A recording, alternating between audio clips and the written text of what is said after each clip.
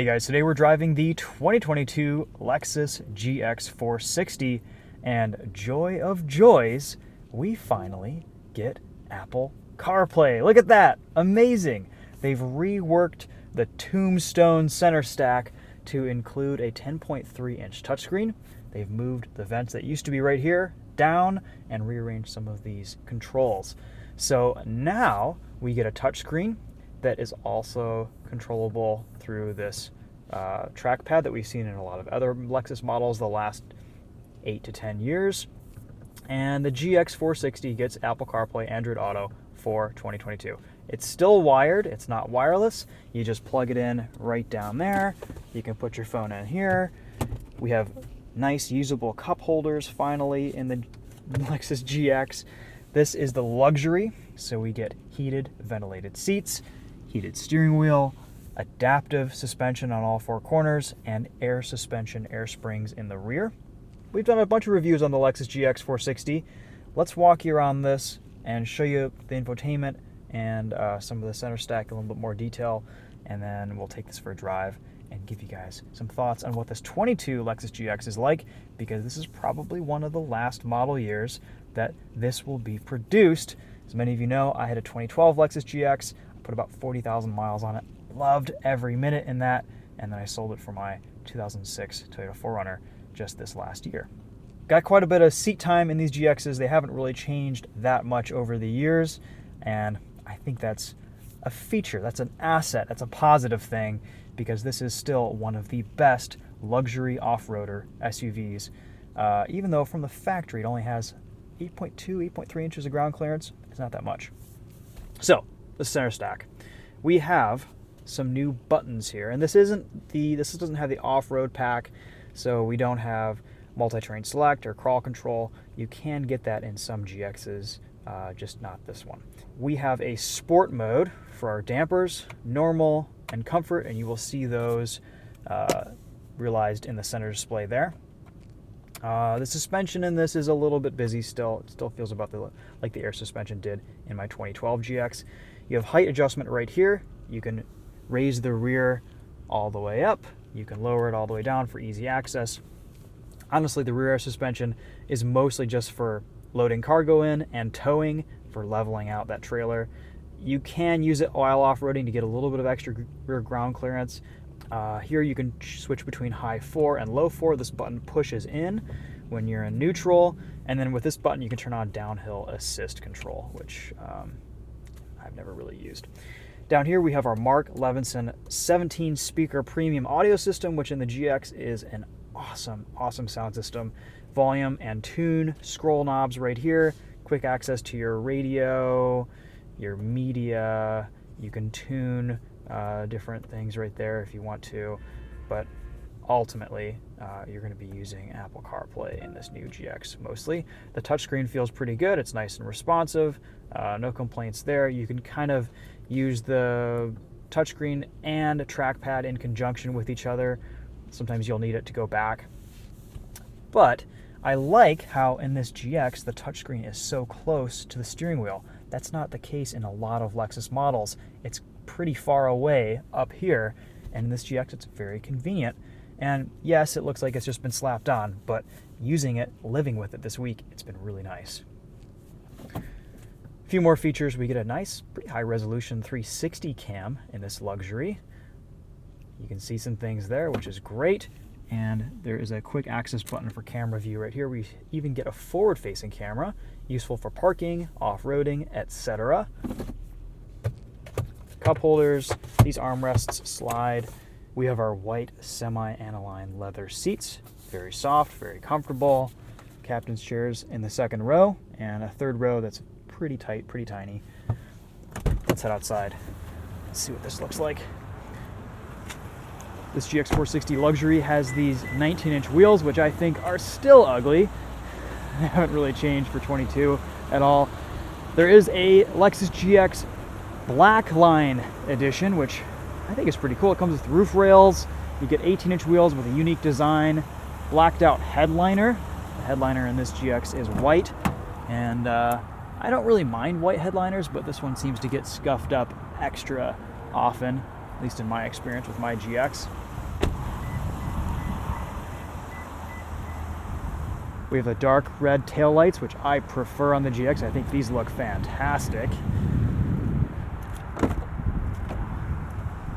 Rear tailgate opens like a door. You've got some storage in here for various things.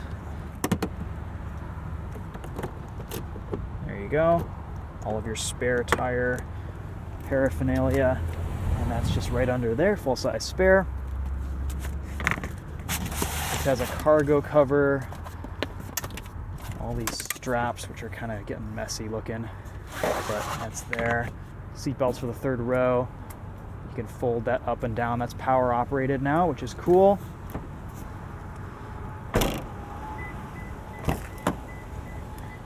These captain's chairs are pretty nice. They fold almost completely flat. You get easy access to the third row by folding them forward. You've got your cup holders right here, which is kind of a nifty little solution. Grab handle, 4 grab handles. On the 4Runner, you don't get a grab handle on the front driver's side. In the GX, you do. Rear climate control, auto, high and low settings for second row heated seats, 2 USB ports back here, and just a nice, comfortable cabin. I really like the GX. I would own another one of these someday. At 70 grand, this luxury is probably a little bit pricey for my budget, but it's a really nice, very capable, very comfortable SUV that is insanely reliable and feels like it'll just last forever, and they do. We still have the 4.6 liter V8, makes 301 horsepower. It's rated for 15 miles to the gallon in the city, 19 on the highway. If you baby it, you can eke out 20 miles to the gallon in this on the highway, maybe 17 or 18 combined. Under stress, overbuilt, very smooth, still decently powerful, about mid 7 seconds to 60. Makes a good sound too. Okay, let's take this GX for a drive.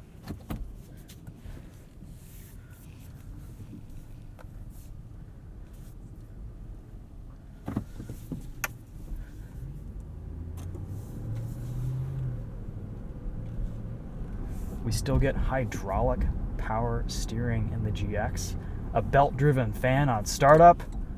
This is an old school SUV, body on frame.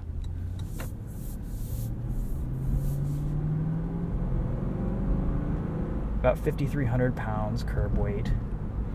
Tows up to 6,500 pounds with the towing package. Pretty quiet on the inside, very comfortable, love these seats, easy to find a nice driving position. I've always liked the GX because it's kind of the perfect size for an SUV of this type. It's got a good amount of interior space for being a body-on-frame vehicle. Granted, it's not as much as something like the Highlander or RX, just because that is a unibody construction, and body-on-frame has a frame underneath, so you don't get as much room to store things below. But it's easy to park, easy to place on the trail, easy to navigate. This never feels too large, too cumbersome.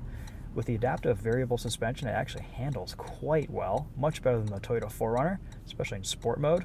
We'll try that out here in a minute. Lexus has made some measurable improvements to the GX over the years. In terms of refinement, this is a much more refined vehicle, better NVH levels than my original 2012 GX. It's a really nice place to be. Suspension is still a little bit busy, a little bit on the stiff side, but for the most part, it's a very comfortable car to drive.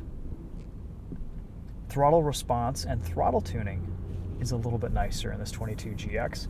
Can't remember how it compares to the 2019 or 2020, but it's a lot more linear. It's less abrupt off the line than my GX used to be.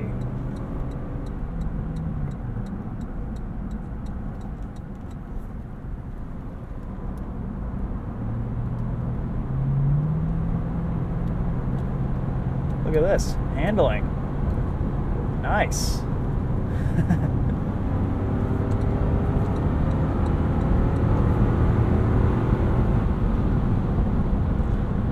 We don't even get European style turn signals in this GX. You have to hold its turn signal stock. At least they got rid of the flip phone icon for making calls. You just get a regular phone, and that takes you to your Apple CarPlay phone menu, which is nice. It's a nice little quick access button. You've got adaptive cruise control, easy to use with this old style Lexus Toyota stock, which is just so intuitive.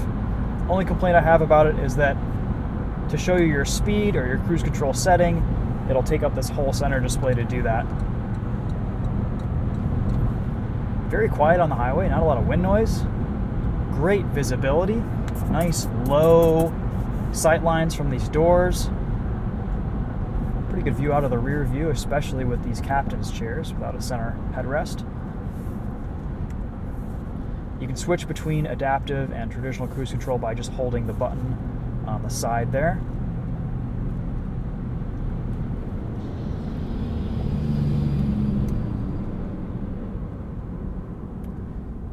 Steering is great in this GX for an SUV. Brake pedal feel in these GX 460s, 4Runners, they all kind of feel about the same. They're a little bit squishy.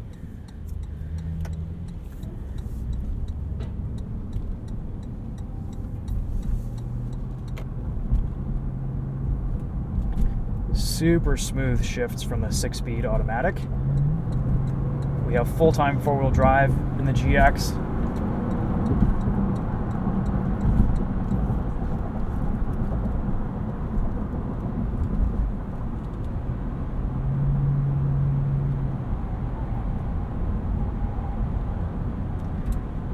One thing I do like about the luxury GX is that with the adaptive variable suspension, the handling is really quite good. This has a 70-30 rear front torque split on throttle, so it has a very rear-wheel drive nature to its handling, especially when you get on the power.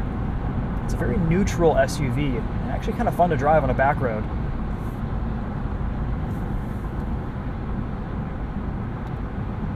Normal mode, suspension softens up just a little bit. It's a subtle difference, and in comfort it gets a little bit floaty. No paddle shifters, but you do get some manual control with this 6-speed automatic.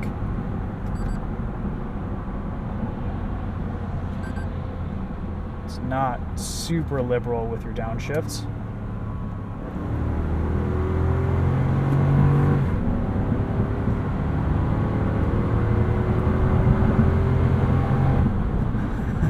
Love the way this V8 sounds though. Watch out, pothole on road ahead. Thank you, Jeeves.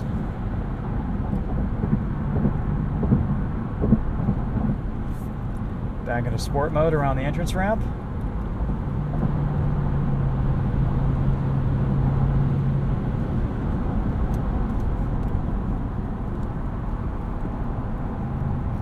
Seats have a decent amount of bolstering too. And traction control isn't super invasive when you're trying to push it around a corner, which I appreciate. You can actually fully disable traction and stability control in this GX. Have a bit of fun in the winter or off-road. This luxury GX has almost an aero package, so the front bumper and the rear bumper are a little bit lower than the standard GX, which reduces approach, departure angles, ground clearance. So not your most off-road friendly version of the GX. I do wish Lexus would, maybe in the next generation, at least give us a GX 460 that is a little bit more off-road friendly with some underbody protection, some slightly better bumpers for approach and departure angles, maybe even the option for a locking rear differential. I don't know. Who knows? This has got to be one of the most capable off-road drivetrains and chassis, but with the least off-road friendly body panels and body cladding. Pretty easy to bash up the running boards, the front bumper, the rear bumper in these cars if you're rock crawling. A lot of people will cut them up or do a mild lift, and then these things can get just about anywhere. Despite how old these are, they're still selling reasonably well. I think this 22 brings a lot to the table just by adding CarPlay and Android Auto. Is it enough to sway me to buy a new one? Not yet. Maybe in a few years I'll get another used GX. If I can swing one of these for 30, 40 grand, that might be worth it. All right, guys. Well, hopefully this review has given you a better idea of what the 22 GX is like with the new center stack, the new infotainment, the new 10.3-inch screen. That's the big news here. Everything else here is about the same, pretty much unchanged. There's some new standard features, some new safety stuff, but that's really about it. Same old GX 460 we've come to know and love. If you want a luxurious, off-road, capable SUV to drive to Starbucks, this is one of the best options on the market. Still, even after all this time, you can get into a Land Rover, or you can get into a Mercedes, but those are going to have all sorts of problems and issues over the course of 30 years. And this, it'll just keep on trugging.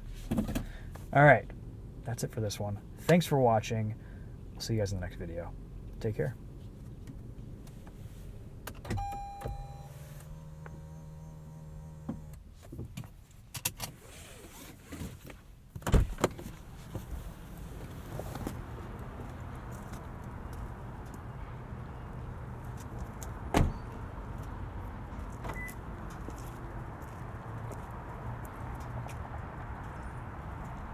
Looks pretty good in this nebula gray too. Very similar to my Knight's Armor Pearl.